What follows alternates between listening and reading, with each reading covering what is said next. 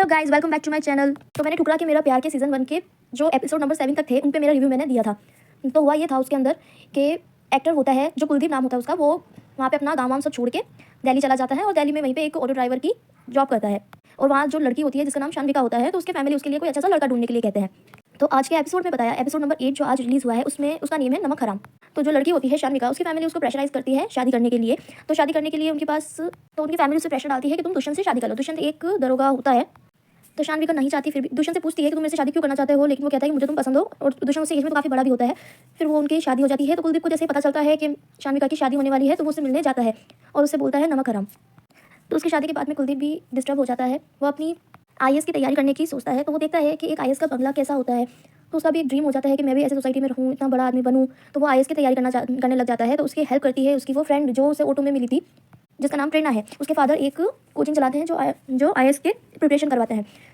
तो दोनों उसमें अपनी तैयारी करते हैं। जैसे कुलदीप को पता चलता है उसकी शादी हो गई है, तो वो थोड़ा डिस्टर्ब होती है। तो प्रेरणा उसको उसके गुस्से को, उसके एंगर को अपने पढ़ाई के अंदर डालने के लिए फोर्स करती है। प्रेरणा भी आईएएस ऑफिसर की प्रिपरेशन करी थी, बट उसका प्री क्लियर नहीं हुआ। तो उसने पीसीएस की तैयारी करी, उसमें उसका हो गया।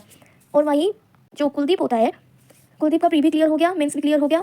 और जब वो इंटरव्यू के लिए जा रहा था, उसकी मदर उसके पीछे पीछे आती है, उसको ऑल द बेस्ट करने। तो उसकी मदर का एक्सीडेंट हो जाता है। फिर जैसे ही उनको हॉस्पिटल में शिफ्ट किया जाता है, तो उसका जो फ्रेंड होता है उसकी मदर के साथ ही होता है, फ्रेंड कहो या भाई कहो, उसके साथ ही होता है, उनकी मम्मी के साथ में। वो उनसे कहता है कि मम्मी के साथ में मैं हूँ, तुम जाओ अपना इंटरव्यू दो।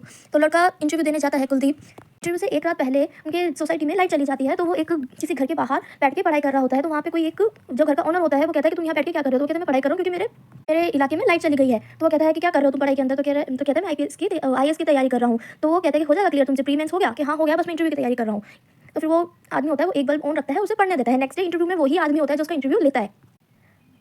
फिर वो इंटरव्यू में अपने क्वेश्चंस करते हैं, जवाब देता है, और वो इसका इंटरव्यू भी क्लियर हो जाता है। इंटरव्यू क्लियर होने के बाद में, उसकी ट्रेनिंग होने के बाद में, वहाँ पे जो शान्विका होती है, उसके जो हस्बैंड होती है, उसके एक्सेप्ट नहीं करना चाहती, वो भी डिस्टर्ब होती है।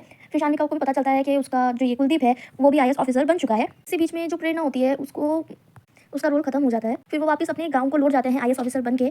जिस दिन वो आईएएस ऑफिसर बनता है, उसकी मदर जो कोमा में चली गई थी, उनकी डेथ हो जाती है। और उनके फादर भी मेंटली अनस्टेबल हो जाते हैं प्रॉपर तरीके से। उनको भूलने की बीमारी हो चुकी है, तो उनको पता नहीं है क्या नहीं है। और जैसे ही वो अपने कुलदीप अपने गाँव में कदम रखता है, तो उसी लेक के पास जाता है जहाँ से वो पार करके अपने कॉलेज जाया करते थे। तो वहाँ पे एक ब्रिज बनाने का अमेंडमेंट कहता है कि मुझे यहाँ पे ब्रिज बनवाना है, तो उसके लिए अप्लाई करने के लिए कहता है। उन्हीं की कास्ट का एक, जो कुलदीप की कास्ट होती है उसी का एक नेता होता है। उसको जो शान्विका होती है, उसके फादर उनको बुलाते हैं, जो शायद तक कोई मंत्री होता है, उसको बुलाते हैं। उसे कहते हैं कि ये जो नया कलेक्टर आया है उसका ट्रांसफर करवाना है। तो वो कहता है कि नहीं सर, ये मेरे बस का काम नहीं है, तो हम इसका ट्रांसफर नहीं करवा सकते। तो उसको इंसल्ट करता है क्योंकि वो नीची जात का होता है, तो उनको इंसल्ट करके भेज देता है। फिर वही नेता कुलदीप के पास जाता है, उसे ऑफर करता है कि तुम मेरी बेटी से शादी कर लो, इससे तुम भी पावर में आ जाओगे और मैं भी पावर में आ जाऊंगा, और जो तुमने ब्रिज बनाने के लिए अपनी कोशिश करी है उससे कोई भी रोक नहीं पाएगा। तो कुलदीप कहता है कि ठीक है, मैं सोच के बताता हूँ। तो वहाँ पे जो नेता होता है अपने घर जाता है, अपनी बेटी को मनाता है कि उससे शादी कर लो। मैं भी चाहता हूँ कि तुम एक आईएएस ऑफिसर से शादी करो। मैं तो फिर भी 5 सालों तक रहेगा, मेरी सरकार रहेगी, तब तक मेरा नाम रहेगा, लेकिन वो तो लाइफ टाइम तक रहेगा।